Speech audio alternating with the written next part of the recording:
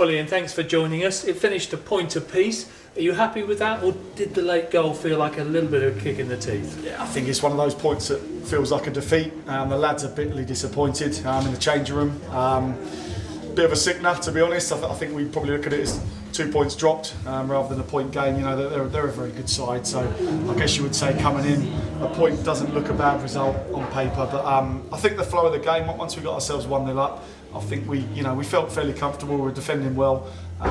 We've been caught with a really sloppy goal from our point of view, which has cost us. And it just highlights what this league's about. If you make mistakes, you're going to get punished, and it's going to cost you points, which is unfortunately what's happened to us tonight. But the lads have been great. I think performance wise, it was very good. I think for the most part, we matched and bettered a team that's going to be looking to finish right up there for promotion this year. And the fact we've come away disappointed with just a point probably says a lot about us at the moment. And the game was played at a heck of a pace, wasn't it? And the fact that you're part-time and they're full-time, but you couldn't tell the difference between the sides. No, I think that's been credit to the boys in all the game. I don't think you could really tell, and it was one of the things in the summer we probably thought about was physically, can we match some of these teams that are going to be obviously having the luxury of training every day. And like you said, I don't think you could tell probably, especially at the end of the game, which team was kind of the part-time side, which again says a lot about the lads, says a lot about how hard they train, how hard they work for each other. And like I said, we're coming away really disappointed against a side like Torquay that are obviously full-time and with the resources they've got. So I think that says a lot about our lads, and we've got to give them a lot of credit for that. And at the end of the first half, did you feel slightly fortunate to come in 0-0 at half-time, given they hit the post?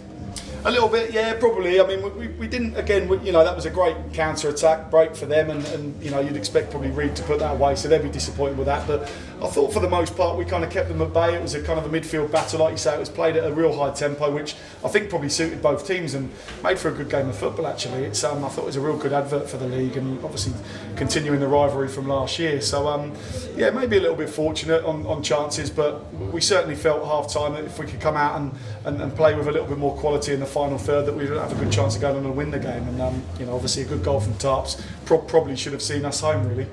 Well, an excellent strike from Dave Tarpey, and he's been threatening to do that, hasn't he, really? So it must feel great for him to get a goal like that. Yeah, it does. He's obviously scored a couple of good free kicks, but he's had a couple of other chances in open play which he probably felt he should have done better with. But that's why we bought him, quality in and around the box, and he's a goal scorer, and you give him half a chance in there, he normally tucks it away, and he did great to work it back onto his right foot. And then I think it's an outstanding finish which probably deserved to win the game, and he'll be as disappointed as anyone really that hasn't been the case.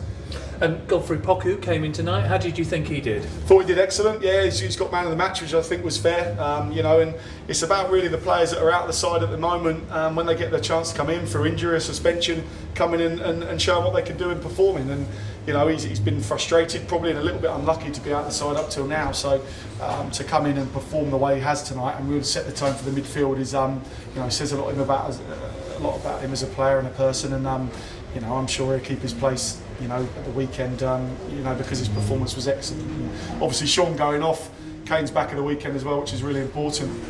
And what is the position on the injury front? Sean felt his hamstring, which I think with the schedule, 9th game of the season today, and it's been relentless. You're always susceptible to one or two things like that. We got him off really before it got any worse. So hopefully, we'll assess it now and obviously on Thursday, and hopefully it's not going to be anything that's too long term. I'd imagine probably he's going to be struggling for Saturday, but like I said, hopefully he's back sooner than later. And when you analyse the performance tonight and the performances that have taken place so far, what do you still feel that you need to work on and focus on?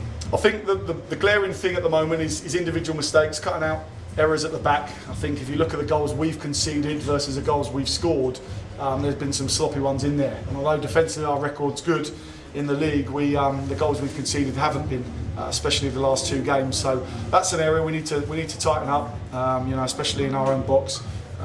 Just cutting out silly errors really. But we're scoring goals. We're scoring goals, and for the most part we're hard to break down. So I think there's been a lot of positives. As much as we're disappointed tonight, I think we can reflect on the first 9 games and said there's been a lot of really good stuff, and it's just about building on that and keep getting better every week. We know where we are. We're in the league in that position for a reason because of how well we've done. But we're also not silly. We need we know we need to improve every week and keep getting better.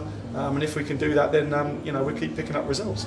And a long away trip to Hartlepool on Saturday and on TV. Looking forward to it. Very much so. Yeah, it's obviously, you know, always good to be kind of covered nationally and show everyone what we're about and what we can do. And obviously we're in a good spell at the moment, so it's good for us to do that. But you know, again, it's a tough team, ex-league team. They'll be favourites, I'm sure. Again, we're going as the underdogs, and we've got to go there and perform. So travelling or not, whether we're home or away, we've got to keep working hard and trying to pick up results. But yeah, looking forward to it. I think, you know, hopefully the boys put on a performance that will show everyone kind of what we're about, because, you know, we're still very much going under the radar in terms of our results and maybe haven't got the credit we've deserved to this point. So yeah, it's going to be a tough game, but we're looking forward to that one. And finally, a great turnout tonight, over 2,500, and they really got behind you, didn't they? Brilliant, yeah. I thought, you know, especially the thing I really took from tonight is once Torquay had scored and it died down and we were about to kick off, kind of our crowd got up again, and I thought it really gave the lads a lift there when they needed it to kind of go again and push to try and get a winner. So the fans have been great so far this season. Hopefully, you know, now obviously the school holidays are over and we can start to get, you know, 2,500, 3,000 and start pushing again, because the team's doing everything they can on the pitch to make everyone kind of have a smile on their face, and you know, the crowd certainly helps with that. Lovely, thank you very much for your time. Cheers, thank you.